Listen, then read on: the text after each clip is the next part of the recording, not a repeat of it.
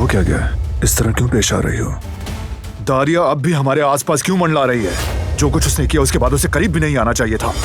देखो, ऐसे कहा भी था तुमसे कि हम एक फैमिली फोटो बनवाएंगे। तुम्हारी ना हमारे दरमियान और ना ही हमारी किसी तस्वीर में कोई जगह नहीं है। मेरे पास एक जबरदस्त खबर है। अच्छा ठीक है, मिलते हैं फिर। मैंने तुम्हारे लिए एक जॉब ढूंढी है। अब आप मुझे बाहर जाने देंगी? देखो मैं किसे लाई हूँ तुम्हारे पास। काश की जवेरी आप आई मेरी अम्मी होती। हमने सब जगह देख लिया लेकिन कोई सुराग नहीं मिला। चाहे कुछ भी हो जाए हम उसे ढूंढते रहेंगे। अम्मी मुझे भेज रही है फिलहाल। बारान, खुशामदीद। बहुत शुक्रिया।